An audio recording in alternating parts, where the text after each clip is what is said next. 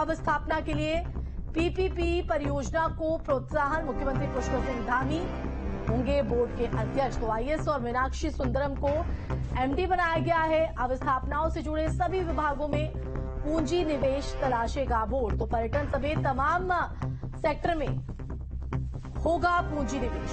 Board में अलग अलग क्षेत्रों के एक्सपर्ट भी नियुक्त होंगे। सीएम ने बोर्ड के लिए 10 करोड़ रुपए कॉर्पोरेट फंड के लिए मंजूर किए। तो ये बड़ी खबर आपको बता दें, जहां उत्तराखंड निवेश आधारित संरचना विकास बोर्ड का गठन किया गया है। तो देहरादून से ये बड़ी खबर है।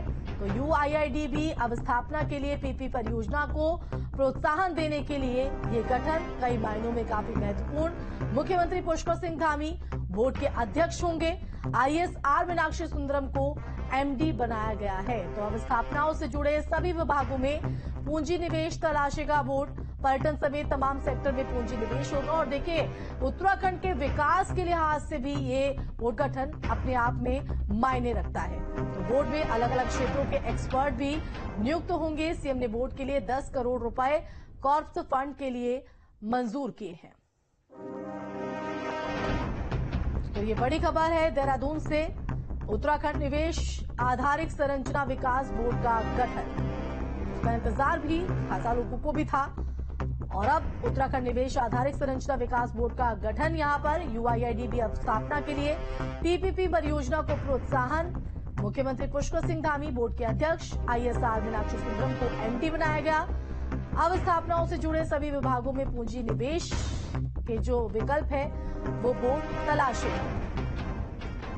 संवाददाता अजीत राठी हमारे साथ जुड़ गए हैं। अजीत, आपका रुख करना चाहेंगे, और जिस बात का इंतजार था, अब उत्तराखंड निवेश आधारित संरचना विकास बोर्ड का गठन इसी के साथ, जिसकी अध्यक्षता सीएम धामी खुद करेंगे। जी बिल्कुल, ये एक बहुत ही महत्वपूर्ण बोर्ड है और इसको पूंजी निवेश के लिए बनाया गया है खासतौर पर। और इसके अध्यक्ष खुद मुख्यमंत्री होंगे और जो सीनियर आईएएस है आर मीनाक्षी सुंदरम, वो इसके एमडी बनाए गए हैं। 10 करोड़ रुपए की धनराशि का एक कॉर्पस फंड बनाने के लिए मुख्यमंत्री ने कल शाम ही मंजूरी इसकी दी है। तो ये बोर्ड अपने अस्तित्व में आ गया है और अपना काम करना शुरू कर दिया है। इस बोर्ड का जो मुख्य उद्देश्य होगा वो पूंजी निवेश होगा, और वो भी पीपीपी मोड पर, यानी पब्लिक प्राइवेट पार्टनरशिप के तौर पर। जो प्राइवेट पार्टनर हो सकते हैं, प्राइवेट प्लेयर हो सकते हैं, उनको यहाँ पर लाकर उनका पूंजी निवेश कराना। एक तरह से ये बोर्ड जो इन्वेस्टर समिट थी, ग्लोबल इन्वेस्टर समिट, उसमें भी सहायक साबित होगा, क्योंकि उसमें भी पीपीपी मोड पर बहुत सारे प्लेयर यहां पर आए हैं। उनकी समस्याओं को दूर करना, उनसे पूंजी निवेश करवाना, इसका एक मुख्य काम होगा। और इस इन्वेस्टर समिट के अलावा भी जो जितने भी इंफ्रास्ट्रक्चर के जितने भी डिपार्टमेंट हैं, मेडिकल कॉलेज है, रोड्स हैं, पर्यटन है, और जो भी जहां पर भी आधारभूत ढांचा खड़ा होना है, जहां पर इंफ्रास्ट्रक्चर खड़ा होना है, उन सब विभागों को एक साथ मर्ज करके एक बोर्ड बनाया गया है, ताकि वहां पर पूंजी निवेश कराया जाए। उस पूंजी निवेश से यहां पर रोजगार भी मिलेगा, प्राइवेट पार्टनर, प्राइवेट प्लेयर यहां पर आएंगे।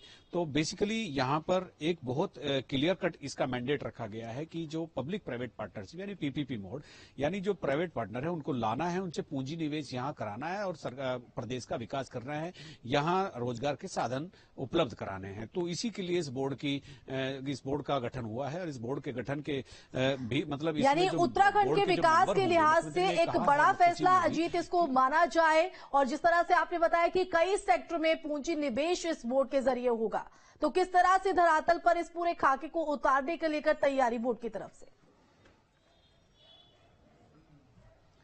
जी बिल्कुल, देखिए जैसा मैंने अभी आपको बताया कि मुख्यमंत्री इसके अध्यक्ष होंगे। एमडी इनको आर मीनाक्षी सुंदरम को बनाया गया, सीनियर आईएएस। लेकिन इसमें बोर्ड के जो मेंबर होंगे वो अलग अलग सेक्टरों के जो बहुत अनुभवी एक्सपर्ट हैं उनको रखा जाएगा, ताकि वो उन लोगों से भी बातचीत करें जो बाहर से आ रहे हैं।